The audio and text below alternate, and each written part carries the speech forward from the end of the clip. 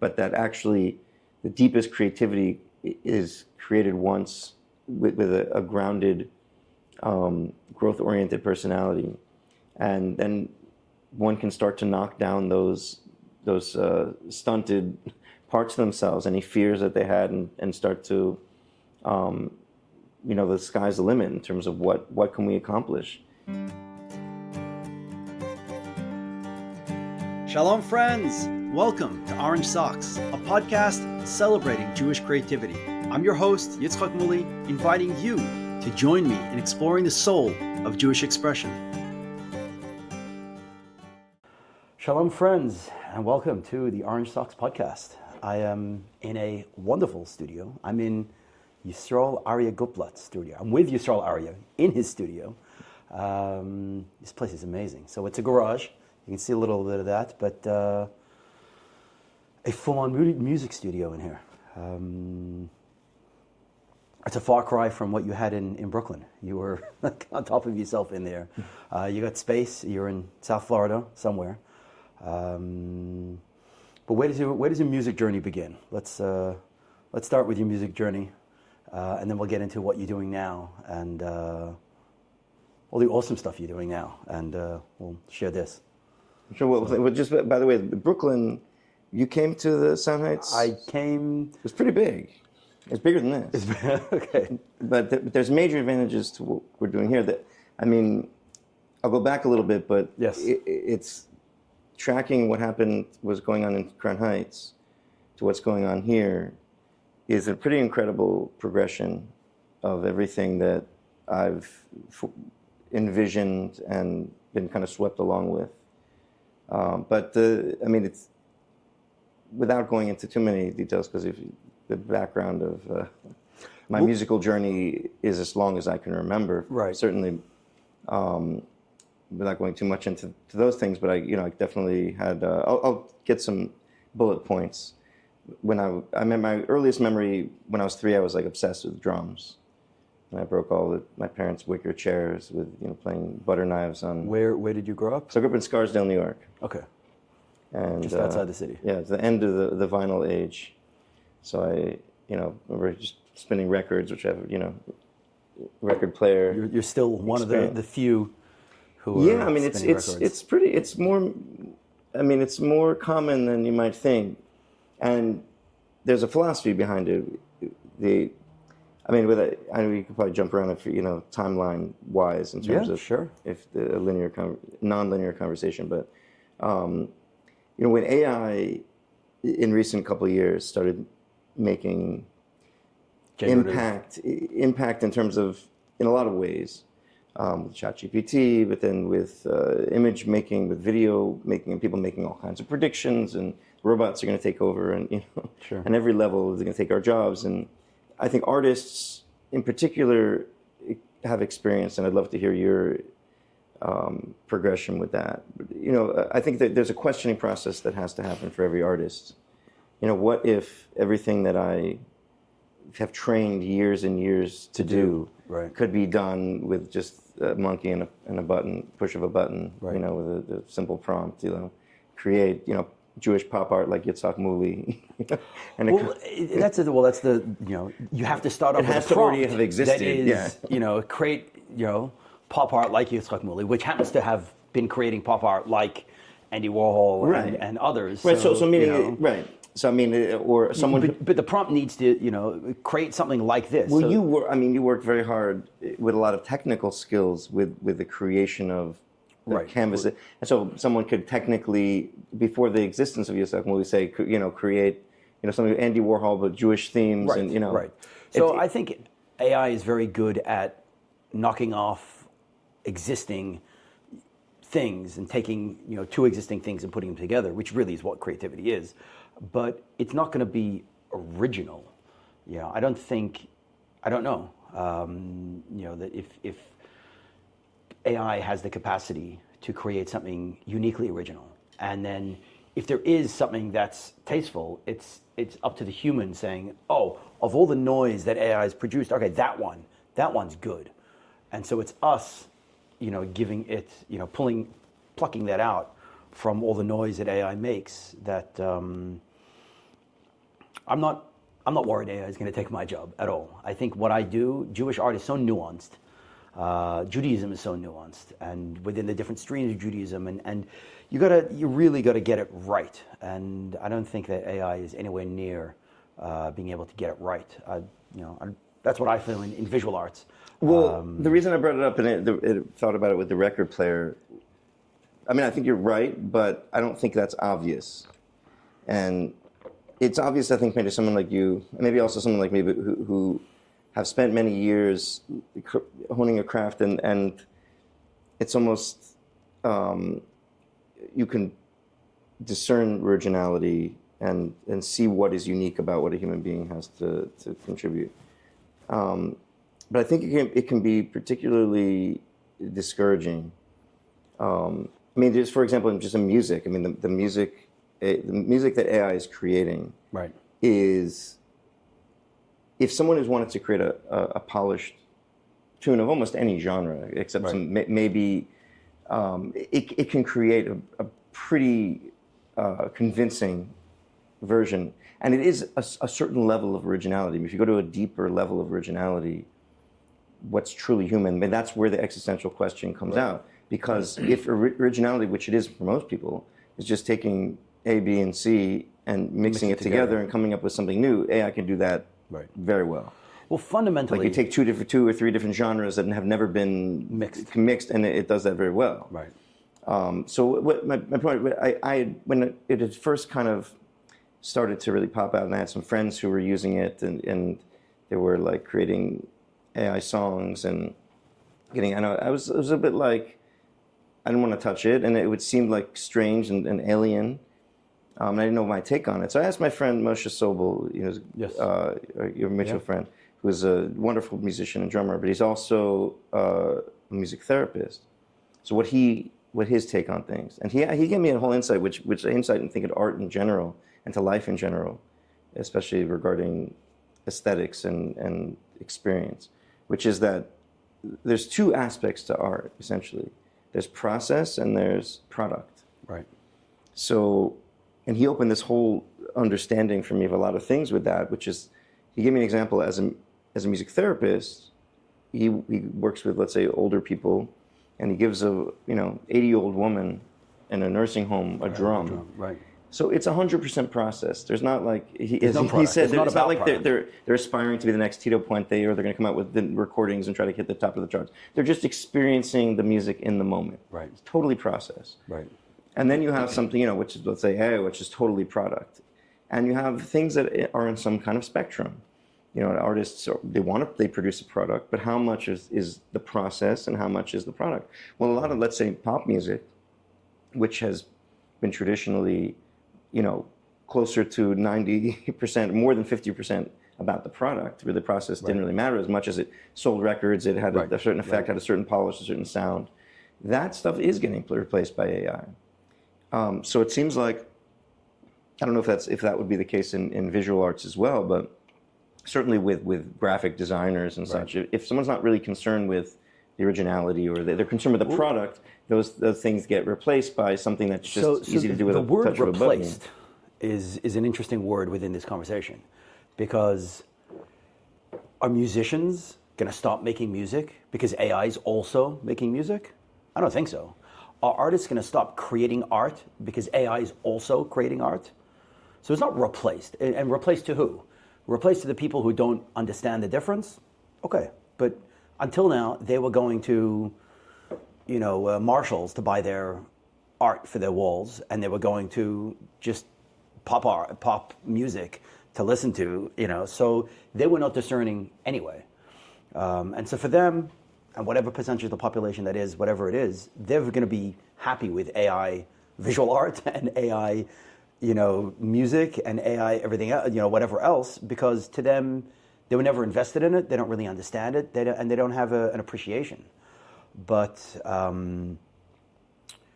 this weekend we're in South Florida. This weekend is Art Basel weekend, and I came down. I'm speaking, and I did some events, but Miami has been turned over, and the thousands of people are coming to these art shows, and there's no way AI is Right. So getting I handed agree with any you of that. Like, 100%. But it definitely raised in me a question. I think it has for a lot of people, because certainly it's taken over commercial music. And Spotify, it's, I know, something like 30-40% Spotify is now AI music.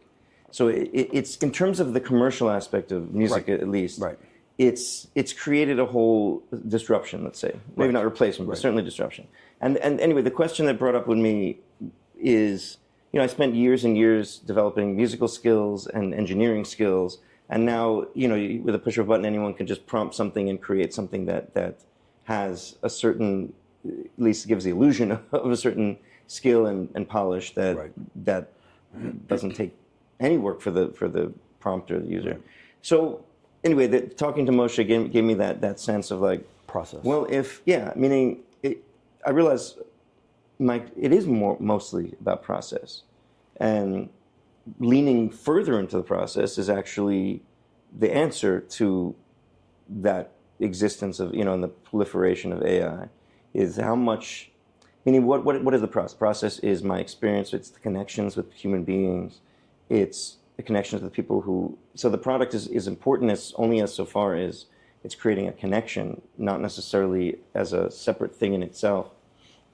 So if it's an extension of a process-oriented creative flow, then it's value. It has the value in that sense. So for example, listening to music in a digital way, which is very useful and do it all the time, but listening to something on vinyl, right, it's a different kind of experience. It's more process-oriented because you have to take the record out. There's more to it. There's a record sleeve.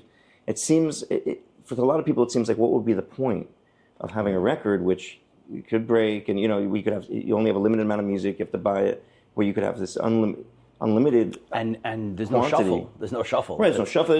You put in one record. You're sitting with that record for an hour, for as long as you want, and then you take it out and replace it. But exactly, I think people are realizing that the limitation. Having everything that isn't always an advantage, right. and when it comes to the creative process, and it comes to human connection, less is more. You were saying about your setup, with your podcast technical setup. It's like you want to simplify it so so the ideas can flow.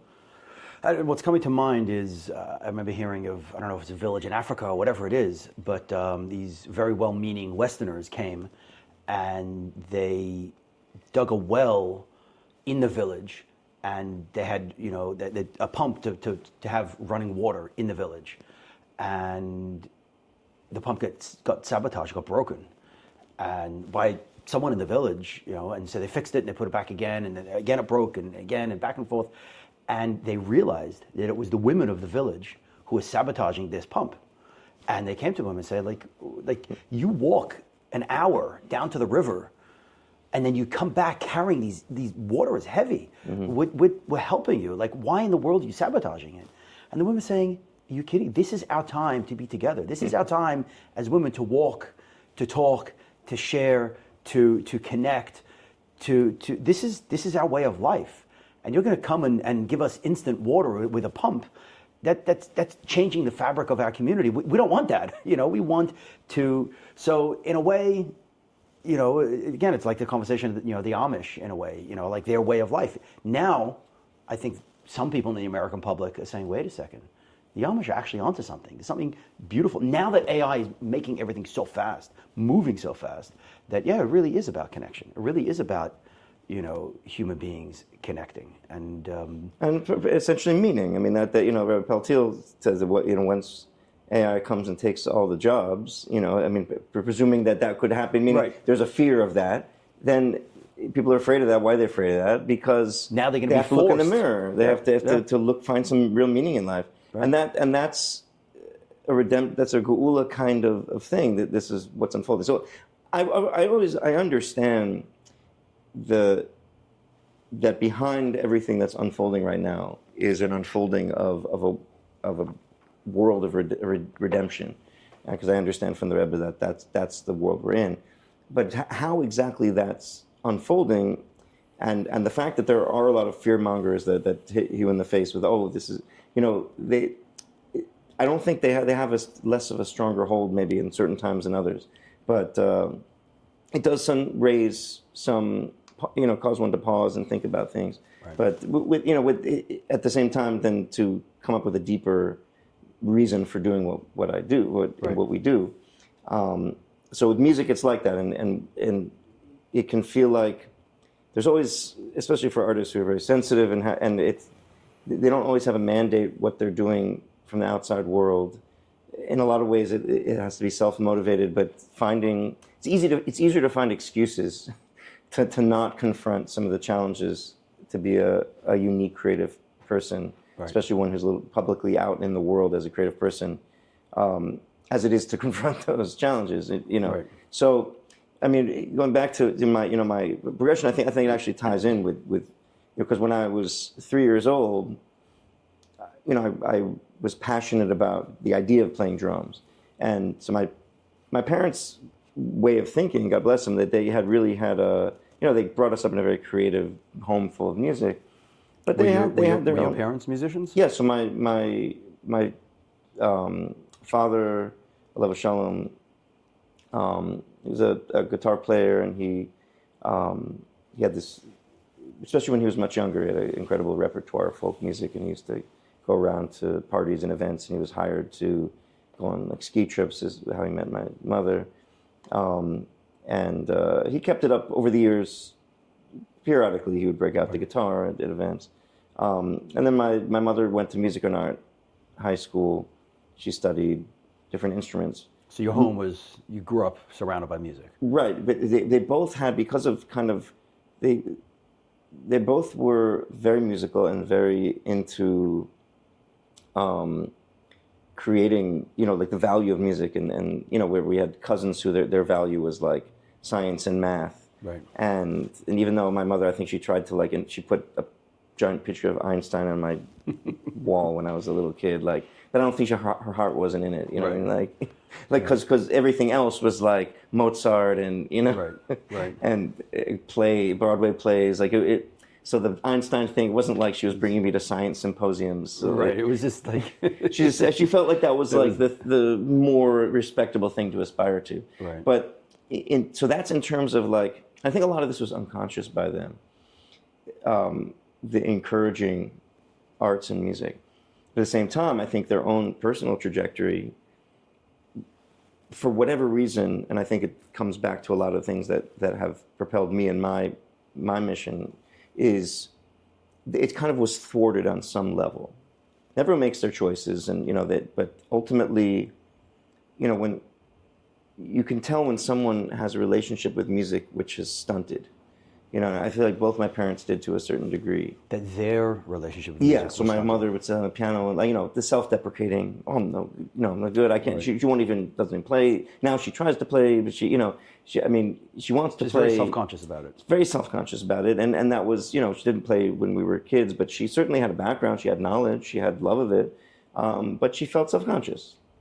My father maybe a little less self-conscious, but also very self-deprecating and never had any aspirations to perform in any kind of broader way, though he was very talented, both of them.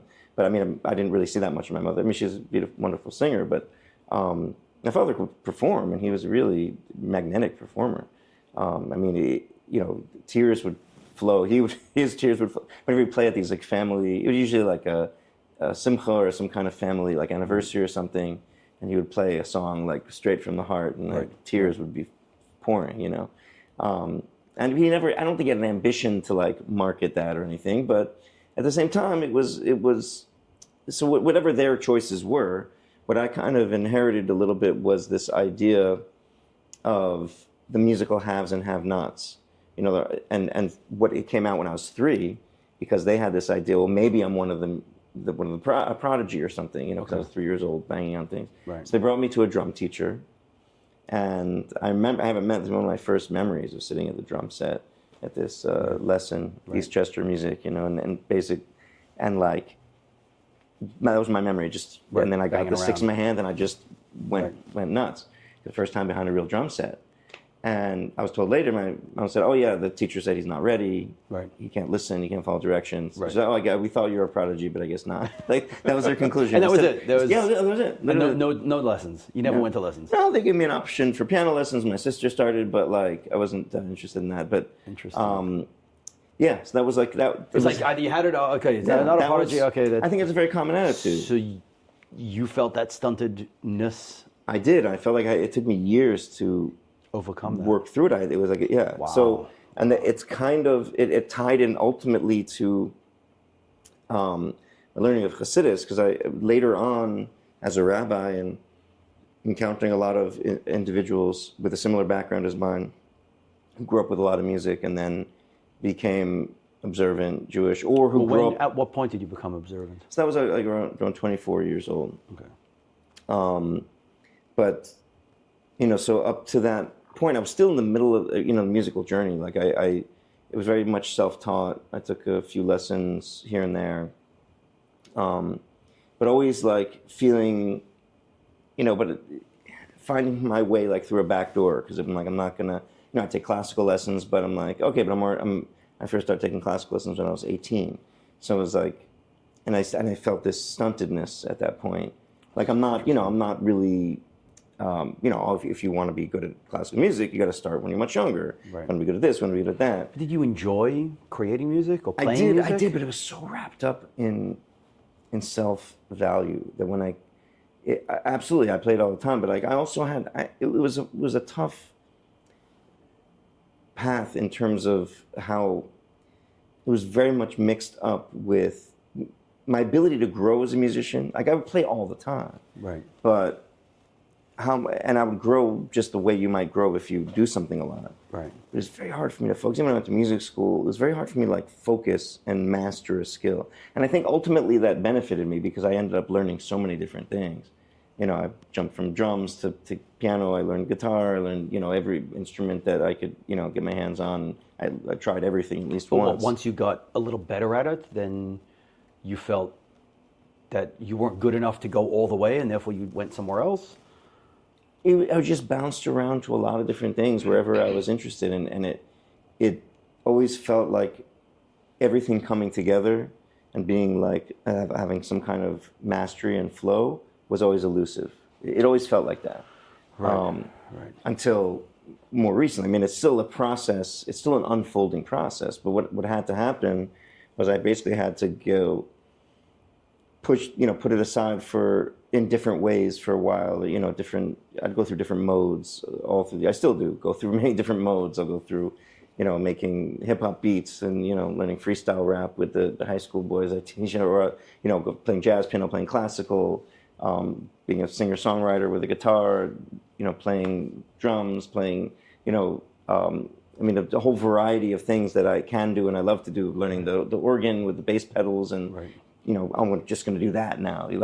I still do that. I still go from one thing to another. Right. And it's. Well, I'm like that also in visual arts. Absolutely. I'm all over the place. And sometimes I see people who have found a lane and sticking to it. And I'm so jealous of them.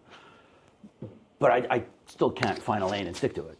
I've learned to. I'm trying. I've learned to embrace it because ultimately it's given me the wide breadth of skills that I use now, and I mean, in a studio where I, work with, let's say, high school students, but it's not just high school students. It's a much broader vision, but primarily high school students. Whatever they are interested in. I don't see myself as a teacher in that setting. I'm a facilitator. Right. So whatever they want to do, I can show them how it might be done. Like right. I can learn, and I haven't done it yet. I'll learn it, and I'll learn with them. Whether it's freestyle rap, like which I just said, or DJ, with a DJ board, or beat making with a drum machine. Like there are things I've done a little bit here and there, but like now when I see someone who's you're interested in this, let's go deep into this. Right. I'll listen to everything associated with that. I'll do tutorials and I'll figure things out, and then be like, oh, check this out. Like look what I discovered, and then sharing that passion. But that's much more recent. Right. How that has unfolded. Well, you had Sound Heights Studios. Yeah, so basically, to going back, so I realized at a certain point, so having come to So having played professionally on and off for the years, self-taught, and then kind of going through a spiritual journey, figuring out where I belong, where I was also doing a lot of different musical things and trying to figure that out. I ended up in yeshiva in Crown Heights, and it was a very powerful spiritual experience being there. I kind of felt led there in kind of a visionary kind of way, and music was a part of it, not the major part, but it was. Right. It was. So I had my guitar with me, like it was the whole, and I would write songs, record them, but I still didn't really figure out how it fit. And you also often get very judgmental attitudes that I didn't really know how to deal with. Like I was from fellow students, or from fellow students, or other just across the board, like rabbis, different. They get a lot of messages. It's difficult to sort through. Like for example, so you learn, music. Could be negatively affect if you listen to the wrong kind of music. It can negatively affect you. Here's holy music, and this other music might damage your soul. And I found it very common that people who are sincerely observant and have fear of heaven, or they aspire to that, they naturally want to be very careful spiritually. And when they're told something like that, the Hasidic masters say that if you listen to this music, it's going to mess up your soul. Right. Like, well, I got to avoid it.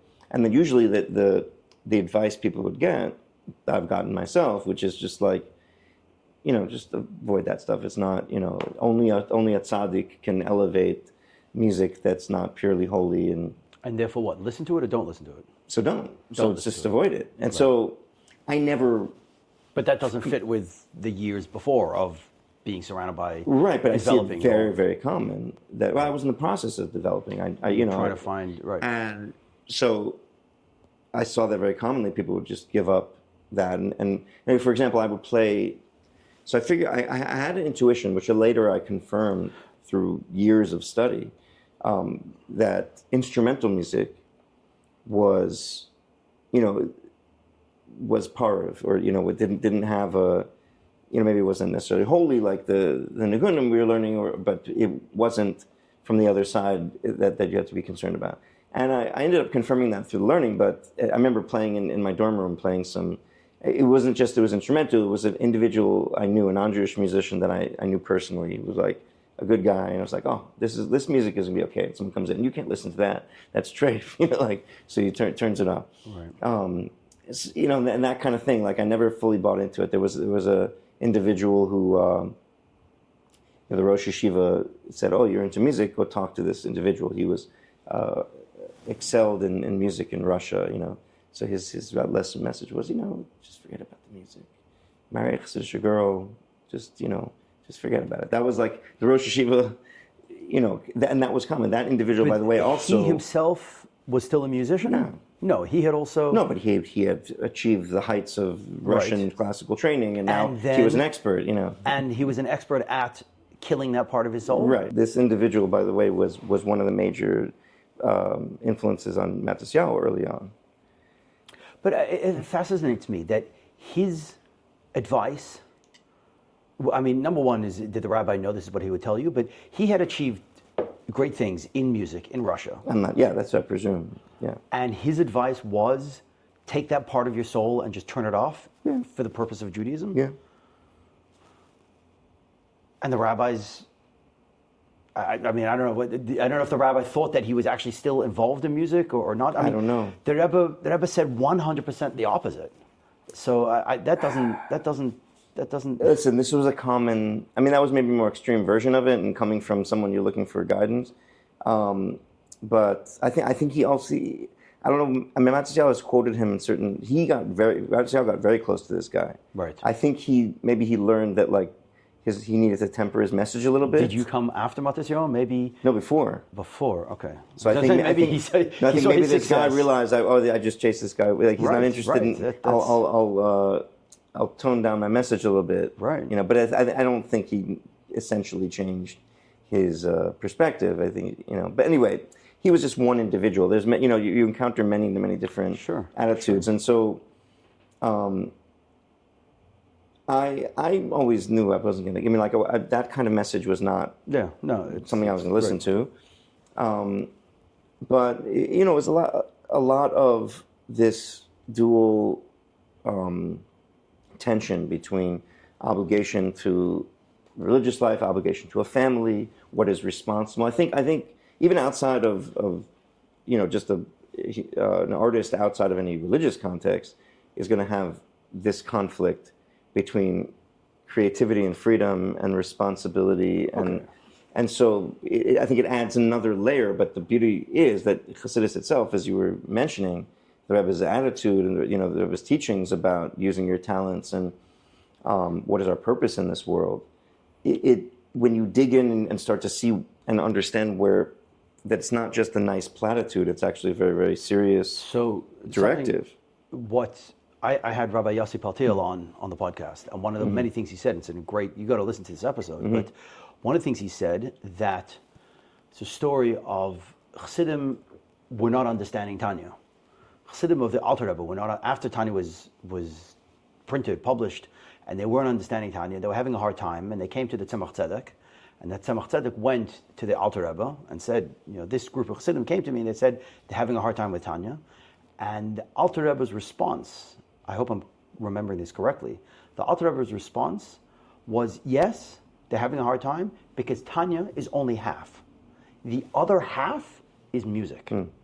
The Alter Rebbe is saying that the other half of your soul, the other half of being divinely connected, is music. So what that means and how it means, I'm not sure at all. But that music, Nigunim, at least, is very central. Well, so I think if you quote that to someone with that, who gave me that message about music, they're saying, okay, so that's about Nigunim. So Nigunim to the exclusion of everything else. Yeah, meaning all that treif street music, like don't touch that. Just go, Chassidish Nigunim, and then that's it. And that's it. Right. So listen, I also when I saw it, very commonly it came up a lot for me personally, for others I saw who would practically, whether they were making their own excuses and just they took those things to heart, and practically a lot of people felt this same hesitation that I've seen all over my life, that they're gonna it's too hard to justify, and music is something particularly, and I'm sure this is true in art and other ways also. If you're really going to do it, you really got to do it. You got to pour yourself into it. And if there's any hesitation, then you're not getting the full experience, and then it's not going to perpetuate itself anyway. So until someone makes a decision that they're like all in, if they have any excuses, it's still going to feel very stilted and very non-integrated. And so it was really important to me, because I knew music was essential. I knew that, and I knew not just that, but the music that touched me throughout my life, the rhythms of the music that I always loved, and the harmonies, and the melodies, and the great songwriting, and the great composing, and just the freedom of just dancing. Even if my first experiences of it were in treif environments, were not sneas environments, but there was something holy and liberating about that kind of expression. I knew that was real, and so I just, but to be able to explain how, and from a Torah perspective, so that took me years of study. I mean, it was one of the things was sparked by, so I started to learn as many sources as I could within Torah, within Chassidus, about music. I spent many years doing that. In fact, I just completed going through the Torah Lukutei Torah for the second time, but taking notes on which Maimorim specifically speak about music. And that's one of the, talked about Alter Rebbe, that's one of the primary places from which he talks explicitly about the nature of music, about the purpose of music. And that's something that, I want to continue going back to mine for being able to share in some more concise way. But ultimately, there was even again, musicians outside of religious context. There's a great book called Effortless Mastery, which I came upon, early in that process, which basically has the message of like a lot of musicians who get very serious about music make the mistake of equating their self-worth with their musical achievement. It's very common for artists in general. So he had this individual who happened to be Jewish had a series of exercises, meditations to achieve what he calls effortless mastery, which kind of let go of that. And so that, for some people, maybe it seems like that comes very naturally. But for me, it's taken a lot of work to appreciate what that is and how, in a Torah context, what that might mean. Right. But ultimately, when I felt like I was breaking through to understand that, yes, the Torah says that not only is music essential, and that in the unfolding of the time we are now, it's perhaps primary in many ways. Right. It's not just a nice thing that if you want to be a simcha musician, you have a nice hobby, but it's it's just like serious artists, serious musicians take it. It's like life or death. Right. That within a Hasidic context, similarly, and it's as a shliach, as a musician shliach, it's a serious business. So I started this Sound Heights, like outgrew from that, because I always I needed to have some kind of studio where I'm practicing, where I'm recording. That started from soon after I moved back to Crown Heights. I was living in Woodstock, and I was running a Chabad house there, and I was kind of doing my version of the more mainstream Chabad house rabbi thing. Right. And when I started in Woodstock, and when I started to integrate music more into it, it wasn't the best fit for me as running all the Chabad house activities. Right. But it was started. I started to go to open mics, and I started to work on the piano and take more lessons and collaborate. And so the shluchas, the Chabad house up in Woodstock, at least my part of it didn't continue. Right. And I returned to New York, but certainly whatever I had to rebuild when I came back to New York, music was a primary thing. Actually, it took a year because of whatever happened in Woodstock, a year not playing music, like a year of kind of recovery. Oh wow! From that experience, it was like a shvira that happened. It was like a breaking of the vessels. But as I came out of that, and then I started to continue my musical journey and start to develop.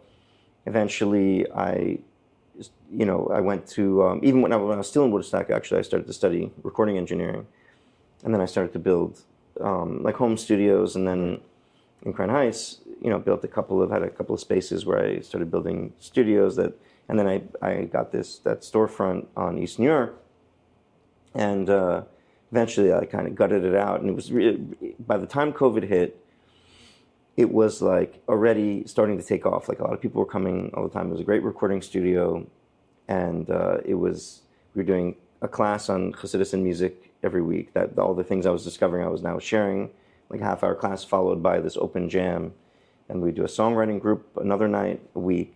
And I wanted to, I had this idea of saying, I want to start doing live performances and bring in artists of all types. Yeah.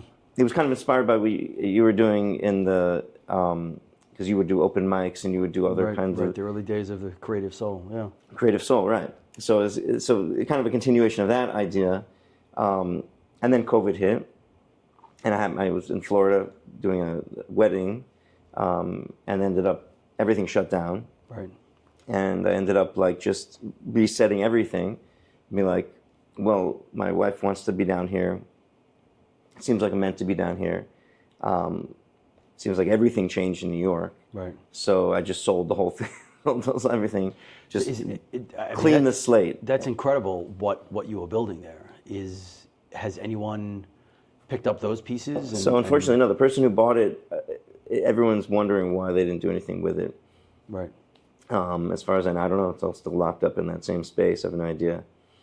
But there have been some attempts, like someone had a rehearsal space. When I went up there, I played a couple of concerts, rehearsed in this rehearsal space, and I asked them, "Why don't you do some recording?" And but there at least was some things happening, but nothing like that. Right. And obviously, I missed what I was doing there, but I kind of reset a new life here, teaching full time. Nothing to do with music, just teaching Limudei Kodesh, teaching English in LEC. So you really have this push-pull with your music. You you get into it. I mean, how long did Sound Heights Studios last for? So that was probably like 4 years, maybe. It was growing and building until that point, right? And then just like overnight, so to speak. I mean, I tried to kept it going over COVID, and remotely kind of thing, like doing COVID. Things online. But it ended up, I didn't see a future for it there, and your own future wasn't there anymore, right? So you had to and there wasn't and it wasn't like there was an obvious way to pass it on to continue. Right. But what happened here? So it was interesting because I knew I'd be going to full-time teaching, classroom teaching, which I'd never wanted to do. But I was, had this attitude of like, I'm going to do what I need to do. Right. I'm going to kind of reset everything. I just kind of would plunge into these things. To provide for your family.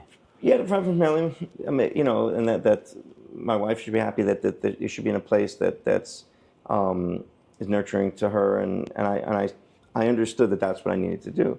So it was interesting because at the time I was still running the songwriting group online, and I started writing songs about motorcycles, and I realized like I'd never ridden a motorcycle. Like, how can I write a song? So with my wife's approval, I got my motorcycle license in the middle of COVID. Wow. We had to wear masks, so I did. But then I got it. So what happened was when I sold the studio, I knew music would be a much diminished. I'd be teaching all day, every day. So for some reason, I felt like a motorcycle would, and it kind of did in a certain way, replace that feeling a little bit because so I would commute to teach on the motorcycle, and it had a kind of some kind of, I don't know, replacement, but it had some kind of like, it filled that place. Right. And so eventually, obviously, there was a motorcycle accident that thank God I survived, and thank God no long-term injury, but that started the process of obviously reconsidering music. The full. Well, I mean, music was always a thing. Right. It was never not a thing. Right. It's just in terms of how much am I going to pour into it. Right. So eventually, I basically, the full-time teaching just became too much, and I just, in the middle of the year, I just stopped. Right. And I continued teaching half a day, and the rest of the day started working on building this studio and starting to work on music. I tried something similar to Sound Heights, like trying to teach Chassidus, but because South Florida is so spread out, it's really hard to do in person. Right. I found it was over there. It was like people would walk in off the street, right in Crown Heights. But I never really saw that reproducing that model. Right. But after teaching part-time for a year, and then I was like, I'm not even sure I'm going to continue teaching at all. Let me just go full-time music, with betachon, trust that Hashem's going to take care of me. But then I ended up getting this job teaching part-time at just mornings at this high school, which is like a new high school, catering to boys who didn't fit in so much in the kind of the more mainstream Masivta in South Beach. And so I started the year last year teaching Limudei Kodesh, Chassidus, Gemara, Halacha, and it's interesting. I got off to a little bit of a rough start because all my teaching so far, it was like, I have to be kind of rabbinical, have some distance from the students, right. Certainly, which was maybe appropriate to a certain degree with elementary students, or certainly when I taught in the girls' high school. But here, the principal, Rabbi Shapiro, to his credit, he was like, he really mentored me to be like, be yourself. Like, we had connected earlier. Right. We did this whole Shabbaton for the girls' high school, where we verbrained late into the night with the girls and just between each other about music and about Chassidus. And he comes from a very, let's say, more mainstream approach, but he very open-minded to the ideas that I was sharing with him. And so he's like, you should do your music here. So he was really encouraging of it. So, and he also changed my relationship with the students, because he said, tell them your stories. Right. Tell them, be yourself. Right. I was like, really? Like, okay. And it changed everything. It's like, I could connect with the boys. It wasn't like, here I'm the rabbi and you just behave. Right. They don't respond to that anyway. Right. But then towards the end of the year, last year, we started. So my father had already gotten ill, but we developed this idea with the students, and again with Rabbi Shapiro's encouragement, like, what if we would do music here? Like, what would it be like? I'll just reproduce the studio for students. And so I started doing with them. We would like go through a wish list of like equipment we would have. You know, the idea, let's have a DJ board. You know, most of it came from my experience, but a lot of things where they were interested. Like, oh, help me pick out the perfect monitor. You know, the perfect. You know, like pick out what would be the ideal. You know, speakers or this or that or this kind of guitar, and or synthesizer. So some kids had some understanding of music. Yeah, and we would just research it online together, and you know, between the classes, and they were like, Rabbi, this is never going to happen. Like, I was pitched like a wish list of things. Like, they're never going to let you do this. Like, yeah. And then, you know, we submitted a proposal. I knew that the school probably wouldn't pay for the entire program. I said, pay for half of the initial costs, and I'll fundraise the rest. And they agreed. And then it was underway. And then my father passed right around that, you know, right after it was approved. So then it became an obvious thing to do in his memory, because he was a teacher, and you know, loved music, and he, you know, and with the support of my mother and sister, in terms of really seeing it, you know, perfect honoring of his legacy, you know, and then we didn't know how it would unfold anyway, but we started, you know, we built it with the students, as you can see in the video.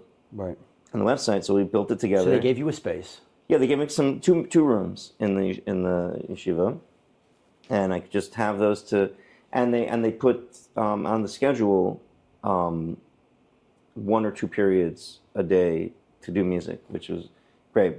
And then so we built the studio, and it became this like lounge, you know, because that's my vision, to have like, you have a couch and it's carpeted, and then the wall is much nicer than this. You know, have like sound paneling on the walls. They just have this really nice vibe, and you know, nice lighting. And it's just, we go there and we sit and I just connect with students there, and it's just wonderful. It's like, so this is really an outgrowth of everything I've been doing all along. And musically, for me, I'm in the most creative space I've ever been. I mean, I've been creating my own music. I'll collaborate with the students, or I'll work on what they want to work on, but. Sometimes they're like, well, Rabbi, what are you working on? Like, you know, and I'll break out what I'm working on. So it's like, you know, back to, you know, obviously we know from learning Torah, if you start teaching, you start getting a much greater insight. So certainly it's with like that with music.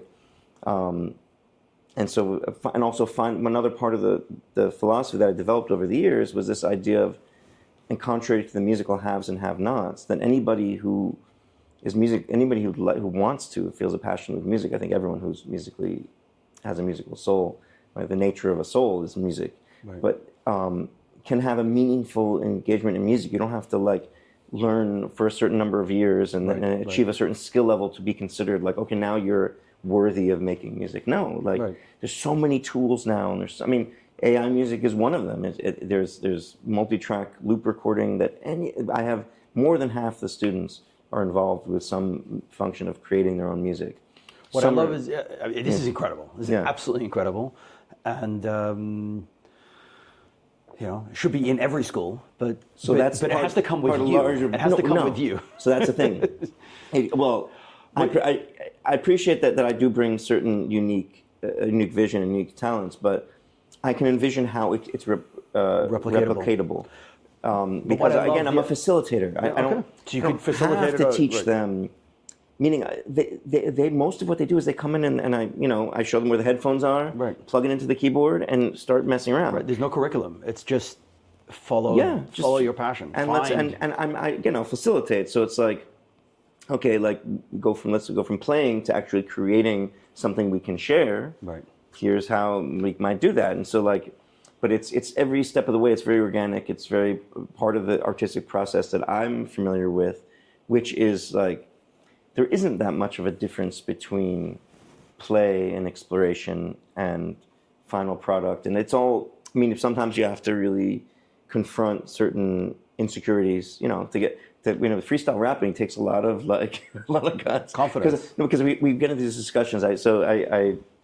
tell I mean, even so it spills over into my classes I teach because we talk about it in the Chassidus class. Like, So how many students are there in the school? so it's 45 right now. In the whole school? Yeah. And how many students are involved in? So I'd say we can judge it by who signed up for what's called a website called Soundtrap. Soundtrap is it's an educational oriented multi-track recording platform online. So they don't have to actually go into the studio to create. They create it on their Chromebooks between classes, but they learn meaningful multi-track recording. And it's a pretty powerful program. They can plug in a keyboard, they can plug in microphones. Initially they just use loops, but they can create drum sequences. It's really wonderful. So we have 25 students signed up for that who are actively making beats and songs on that. And then a few have gone a little further and have been in the studio more. There's a music club, which is like 8 guys, but then a lot of the guys who are really into music aren't even in the music club because we saved, they're going to come next semester. I mean, when we first signed up music club, like 20 guys, there was like a wait list of you can only fit 8 in there because of the number of headphones and the size of the space. Right. There was like 20 people on the list. So it's they're and they cut class to go there, which is a good problem to have. Right. They come between classes. They come whenever they're and I get different circles of guys at different times. So sometimes we'll have one guy is coming. He's like, let's do some freestyling, Rabbi, and it's great. Another guy comes in, plays guitar. We'll jam. I just started to invite some musical friends of mine. I invited this one Rabbi Kornblum, who is a great guitar player. So he came, plugged in a guitar, and a student plugged in another guy. I got on the drums. There's not yet a lot of actual ones who've trained in musical in instruments, but they're starting to. Guys are picking up guitars. You can see they're getting on the keyboards. One guy, a couple guys have some keyboard skills, but they don't have to have that. Right. DJing. We just did the first time we broke out the DJ board in a party because we've been using it in the room, but for the Rebbe's Chasana, we did a lunch hour dance party. Nice. We broke out the DJ board, and none of the students wanted to DJ, be like the first one to DJ. So I'll DJ.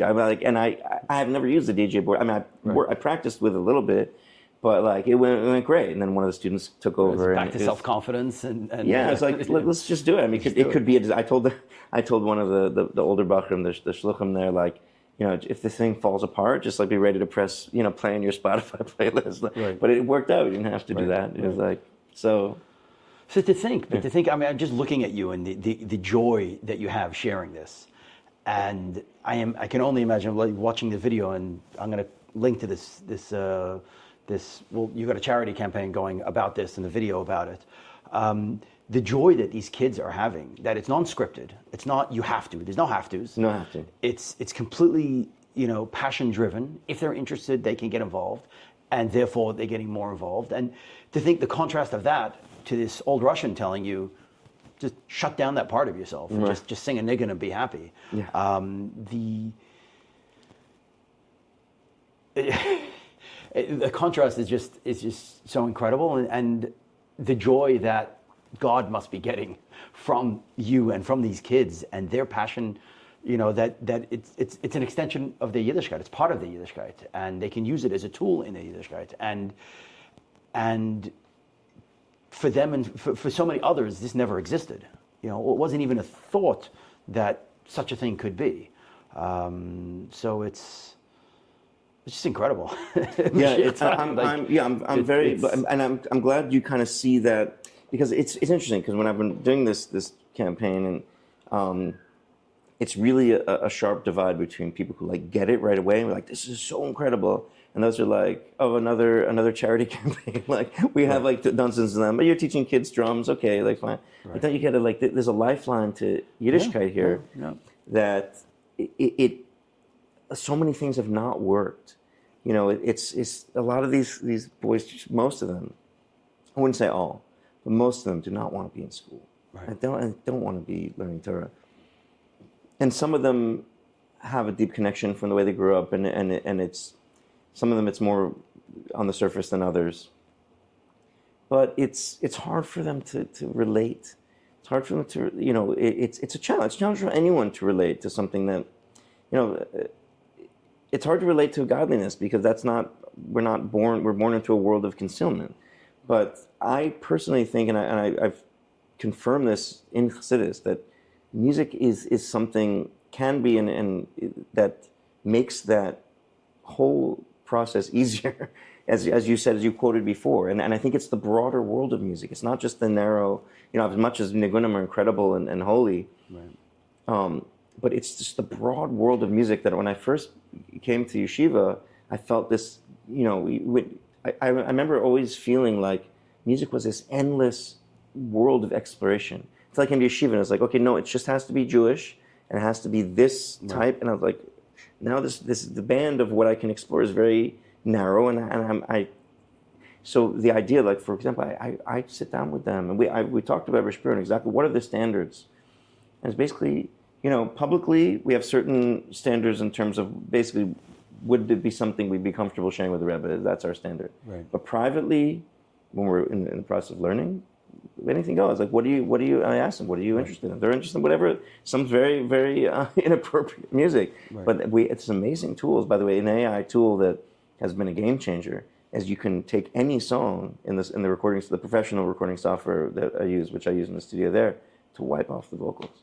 So they love this music. Yeah, this music's great. It's just wipe off the vocals of whatever they're talking about, and let's use the rest of that music and put something else on it. Right. And it's like, it's hilarious how easy it was. Never that easy to do that. Right. And it's like you can still relate to this music, and yeah, maybe there's certain things you might like about those vocals, but like what is it that you like about them that we can use in a constructive way? Because just frankly, come on, the type of language that they're using, which this is, and the things that they're talking about, and just in general, like what do we want to say in our music? Right. Is it what these guys are saying? But also, like, exactly that is that now you're getting these kids to think about, what do you want to say? Mm-hmm.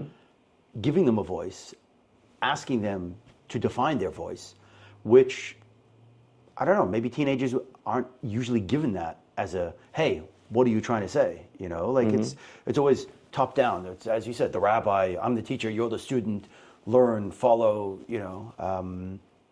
but using music as a platform to, now they have to, express themselves. Like, what are you trying to say? Well, even if it is, we do have there is an English program in this yeshiva, and I know the English teachers, they've done like poetry projects. The guys have gotten very into that. But I remember that was also part of the impetus for this, because a lot of them were writing raps. Right. But they weren't like taking it to the next level of actually recording them or making beats. Like, so now that tie-in projects, like, yes, you're going to express something, and we're going to put it, it's going to go beyond just putting it on a piece of paper and handing it to the teacher.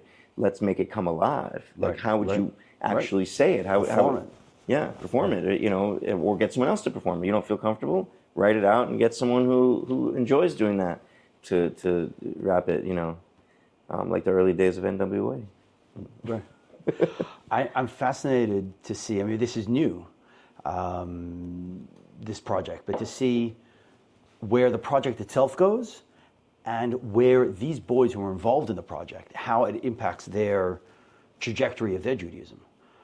So obviously time will tell on that, but I'm really, very grateful to have the kind of space and support to allow to see that to unfold. Yeah, kudos to Rabbi Shapiro. Yeah, a huge. And Rabbi Shapiro, and also he brought in the middle of this process, Eli Spalter, who's the general studies principal, who also, totally on the same page. Right. Well, all the powers that be of the LEC, that they. Yeah, I think it is a pioneering attitude, and it's also, I think, hopefully reflecting a more broader readiness for things that are, have to be threatened by things that are alternative, and there is a reason to be threatened by things that are alternative, because sometimes alternative things can uproot the Iker, right. The main point of things. But I think that there's it's come to a point where it's clear that it's necessary to try some different things, right. Because there's a lot of young people and older people, frankly, who are slipping through the cracks because they're having a really hard time connecting and relating. Right. And it's and again, it goes back to this process versus product. If the product is a frum person who looks frum and acts frum, well, Chassidus has always been about not that the external is completely unimportant, but it's really much more important. What is the inner connection that is emerging? Right. And you could produce someone who acts a certain way and talks a certain way, and looks a certain way, but what is the inner life expressing? And Toicha Kabara is the inner life reflecting the outer life. Right. And that's, the way I understand it is Tanya is really all about process. Mm-hmm. It's not about product. It's and the Halavai Beinani thing, that if only I could be a Beinani, is we're striving for a product that we know we'll never get, but it's about the process of trying to get there, and so it's all about process. Well, I think there's because the idea of like a mitzvah is a product, levushim are a product. It's so they're not. Again, it's a continuum. Exactly. The pure pure process looks like is perhaps not even the goal necessarily. I mean, there are certain things that Bachur Yeshiva has to dress a certain way. Right. But I think what we're heading into a time where it's clear that the process is primary. Right. Meaning, and it's interesting because the whole idea that like Ma'asu Iker, what you do is most important. Right. What the reasons why you do it or what you feel when you do it is secondary to actually getting it done. Right. And that's true. Right. But once you understand that, and that's a foundational thing, then it becomes primary. What are you experiencing? What is your connection? I mean, right. you can't. They're both essential in their own way. And when we're talking about in this context, when so many young people, particularly boys in this yeshiva and similar types of individuals, and frankly in more let's say traditionally observant yeshivas as well, or where the population of boys are more passionate about. There's still that struggle. There's still that struggle to connect to a larger part of oneself. And music is, when I think there's a very, very the idea that there's a much broader vision of a way that a person can express their passions and still be deeply, in their Yiddishkeit mode. I see it broadening it, by necessity. Yeah. But so because the idea, like the cautionary tales of those who've gotten deeply into music and have fallen, off, which are real and have existed. It's almost like, well, people are doing that anyway. So. Right. And music is what we're talking about, but it's about helping these kids find passion, find something that they're passionate about. And I'm sure some of the kids who walk through who are excited now had no idea about music and no idea that they could get passionate about music. Right, or that it could be in the same realm as their Yiddishkeit. Right. I think a lot of them, like their music was a totally separate world from their yeshiva experience or their Shabbos experience. It's like, and just judging by the kind of music that they're into, like they're literally like these styles of music don't very readily fit. Right. The values of it, the culture of it, it's almost like a secret world for them and a world apart. So the idea of like doing it in a non-threatening way, we're not going to destroy the things that you love. Right. We're going to help you see how the things that you love about it are kosher. And just because not all of it is kosher doesn't mean that you have to choose one or the other. You choose Yiddishkeit or choose this secret passion. Right. You can integrate those things. And that's been my path all along. Is how can I take the things that I've always loved and find the truth of it that's not only not contradictory to Yiddishkeit and being a chassid, but it's complementary, and they strengthen each other. And I think that's the for me, that's kind of like the new stream Yeah. of, and I clearly that's something that you've been working on for years as well, is showing how, you can take things that way out of the box, and it's not just for the quirky ones, not just for the orange socks people. I get from the Rebbe that's kind of, he wants people to really think out of the box much more than we have been, and start, and that's meaning, how do you turn over the world if you keep doing things the same way as somebody else did? Right. I mean, by definition, you have to try something brand new. Try something different. Yeah. Amen. So your stunted growth, if you feel like you're doing what you're meant to do as you're meant to do it, absolutely, as a musician, absolutely. You're at peace with that part of yourself. Absolutely, yeah. And so, I'm at peace with the fact that it's still a process. There's always unfolding layers. Yeah. I'm always like unpeeling layers, and breakthroughs. Because there's things that are stunted that I didn't even realize that I can break through. How much can I, get microscopic in my piano playing, that, for example, that I always overlooked because I had something else going on. But now I can actually. I can actually get deeper and better at this. There's infinite levels. It's just as a musician to improve. And I think that ultimately the most important ways of improving as a musician is the ways that deeply connect to others. Meaning, what touches the heart the most. Yeah.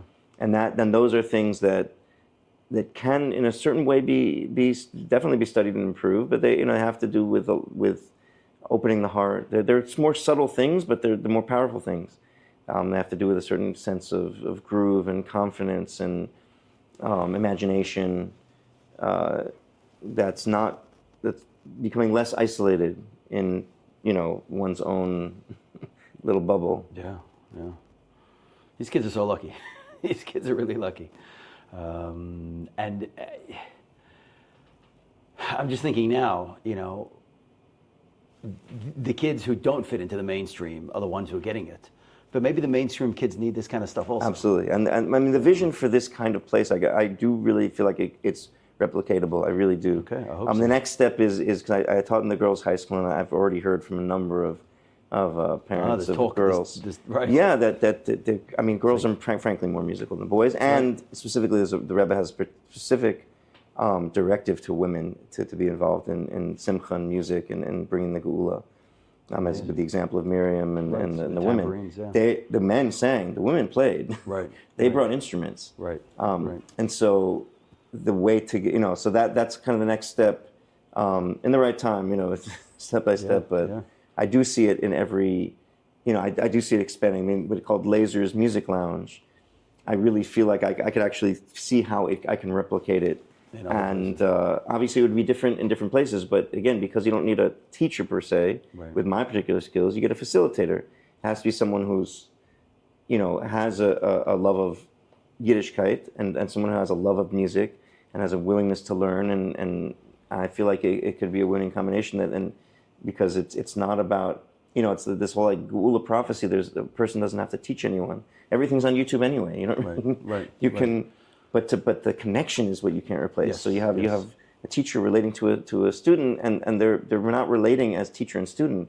They're relating as collaborators. And it's just like always what a lot of people dream about when they dream about going into a music studio and recording. It's that experience. How we're going to create a great something new, something Shir Chadash. Like that's the experience. That's the dream. I mean, I feel very fortunate. And here it is. You're living the dream. You do it every day. I do it every day. I mean, that's like, brilliant. It's always what I wanted to do, and that's Here it is. Yeah. Amazing. Putting it all together. All right. Well, I'm going to be checking in on you again in a year or two, or earlier than that, just to see. Wow. It's so wow. All right. So we could go on all night, but I'm sure we could. We're going to wrap up with two closing questions. Question number one is, who are three creatives you think that the audience should know about? Three Jewish creatives that you think we should know. So you told me about this question before, and the one comes to mind because he's been coming up a lot. Certainly, if we'll have to the other two, but certainly it's L'chaim OG. So L'chaim OG. L'chaim OG. L'chaim OG is a musician. He's a rapper. He's a producer. I've met him a couple of times. I'm trying to get him to come to the studio. Okay. Because a lot of the guys are really into hip hop. He, to me, is toe to toe with anyone in the hip hop game. He's just empowering Torah message. It's not contrived at all. It's just from his experience. He's incredible. He's really great. So he's one person. I mean, I just listened to this one. I mean, he's produced a lot of music. But there's one album of his called Kiss the Mezuzah. I highly recommend. It's just really, it's like a whole journey, this album. It's L'chaim OG. In terms of, I'll say that there's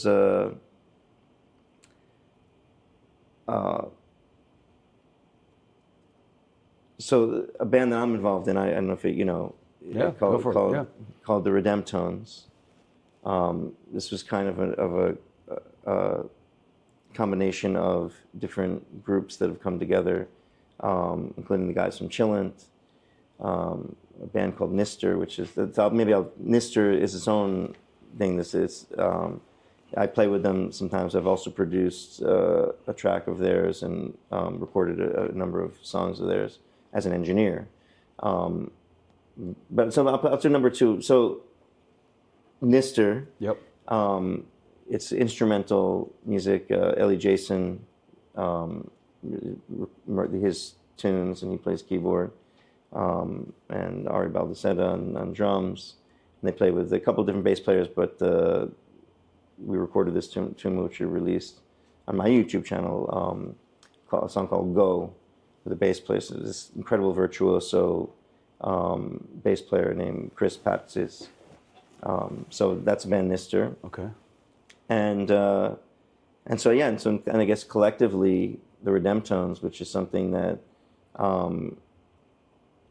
wouldn't say, it's a collective that's kind of in incubation period, right now, but it's something that I feel like has a lot of potential to bring in a lot of different musical elements. Amazing. So there's a lot going on out here. Yeah. All spread out. Amazing. And our last question that we close with is, what's your advice for young creatives for them to find their orange socks? So you say young creatives in general? Just in general. I mean, you do this, all day, every day. But orange socks. That's my spin. I like that. Because I feel like an essential part of creativity for me, and from what I'm passing on, has to do with really gaining in Torah knowledge, but specifically, and if you want to make it broadly in terms of Jews or non-Jews, in terms of a kind of Torah study that is involved with crafting one's person into their ideal that they can be as a person, then the creative extension of that is an essential piece of how they express themselves, how they find joy and passion. So I feel like it's really, for me, the formula is cover those two bases, because you have on one hand people who are very serious about perhaps personal growth or religious development and neglect the more creative side, and you have those who delve deeply into the creative side but they neglect the personal growth. I feel like working those two pieces work so well together, contrary to a lot of misconceptions about how the best creative people are those who've destroyed their lives and relationships and go off on freedom journeys with drugs or whatever.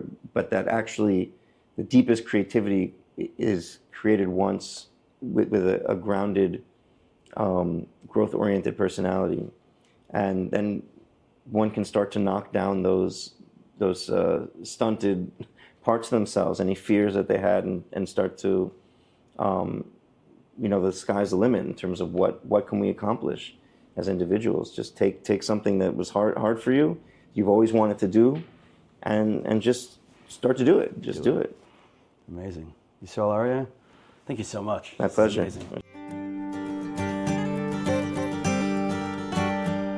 היום נעשה משהו בלתי נשכח